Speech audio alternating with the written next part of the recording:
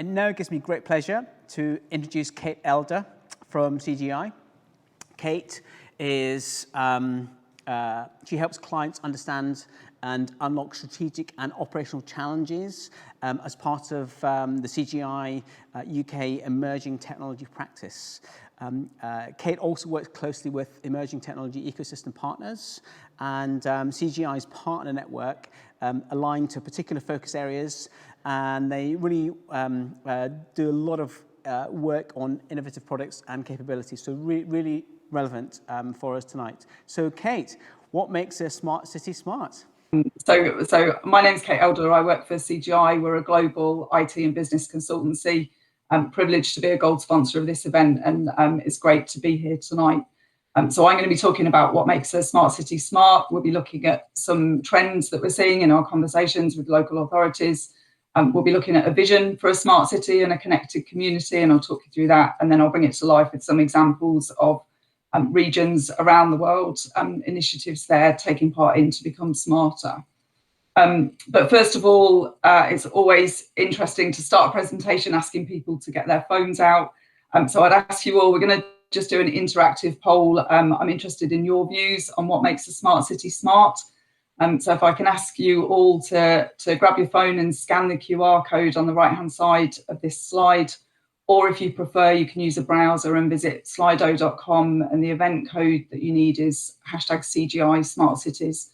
What we're going to do, I'll put the next slide up in a moment. We're going to build a word cloud dynamically with your views on what makes a smart city smart.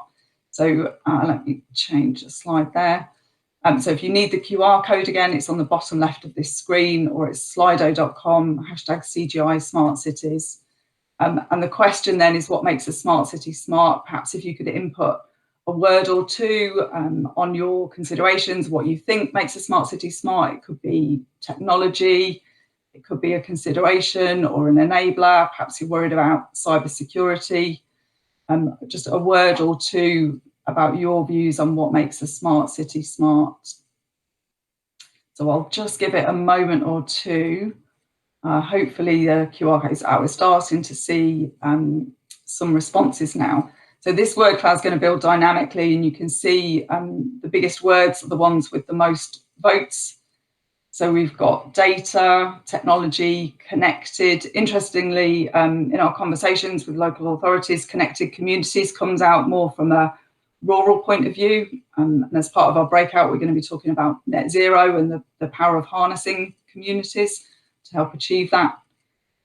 So we've got sustainability, I can see moving around on there. Engaged citizens, again, as part of the breakout, we're going to be talking about inclusivity. And I've got an example for bridging the digital divide as one of our examples. Lots of data, resilience, autonomy, security, obviously absolutely at the heart of what we're doing. I'll just give it another 30 seconds in the interest of time just to get the last responses in. So we've got connected technology, I can see connectivity there. So these are all themes that are coming out and will come out, I'll bring out as part of our vision for a smart city and a connected community. Good tech governance, it's good to see the CyNam audience bringing that.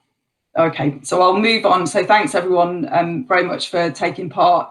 I'll ask you to put your phones away now, but if you're part of CGI's breakout session after this speech, we'll do a bit more interactive polling with you. So don't put your phones away, but don't put them away too far.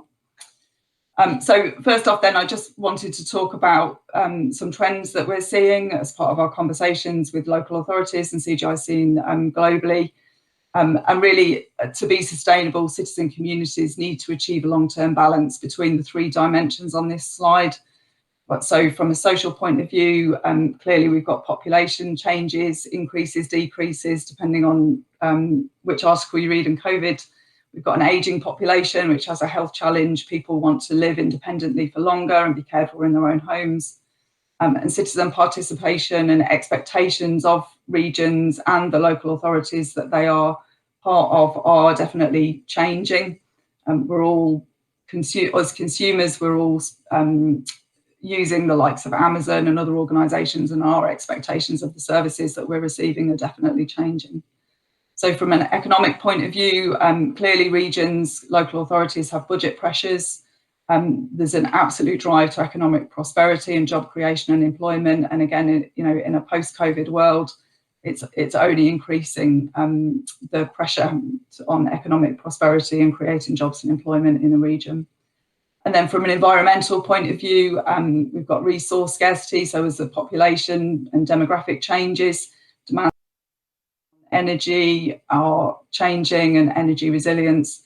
And net zero is always an interesting challenge for local authorities who see it from a few perspectives. One is from their own organisation, how they can achieve the net zero or achieve their net zero ambitions, but also as a region, encouraging the whole ecosystem within a smart city and a connected community to become net zero. And they're also feeling the impacts of climate change as well, so they're having to deal with those challenges too. So I'll bring us on then. This is our vision for a smart city and connected community. We built it just over a year ago, actually, with one of our local authority clients in the UK.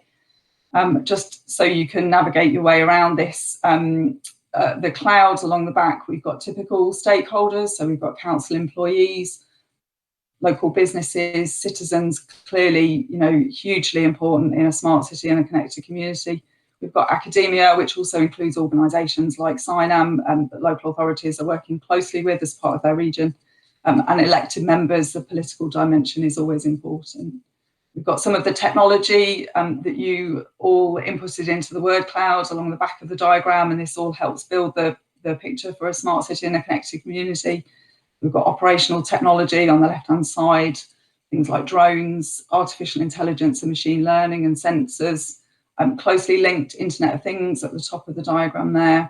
And then we've got connectivity, again, that was brought out in the input on the word cloud, and harnessing the power of geospatial and satellites and the imagery and insight that can derive for local authorities.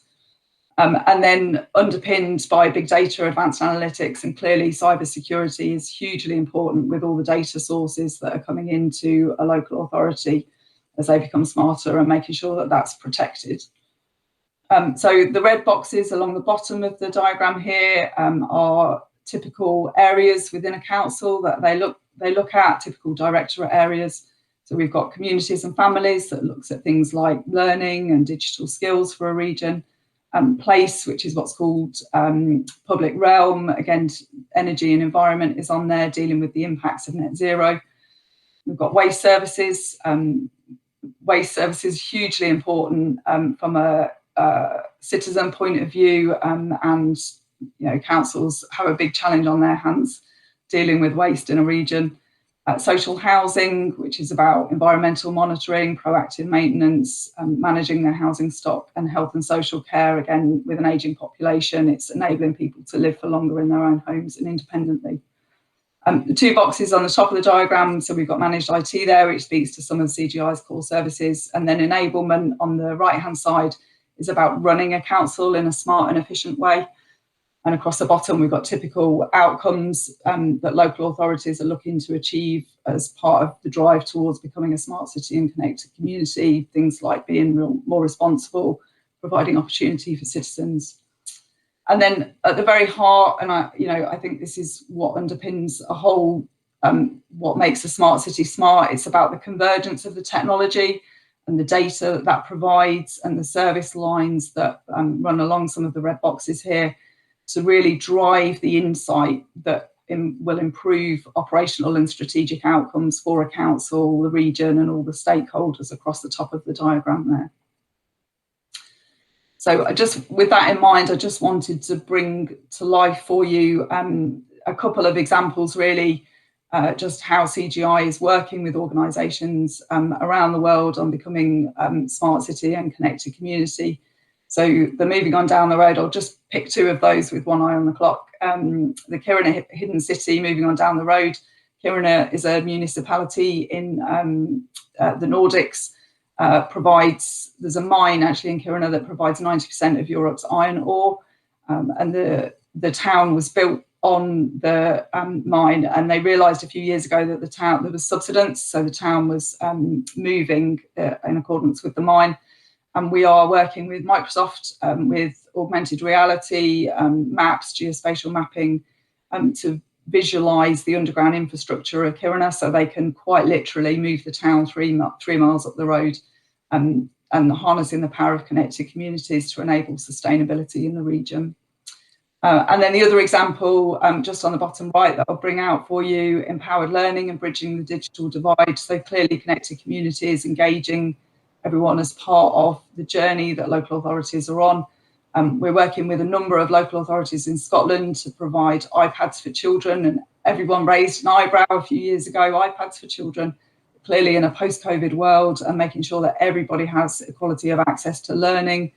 I should say teachers have the iPads too, and making sure that... This is, sorry to interrupt, I mean, this is fantastic. We could go on all evening, but we've run out of time.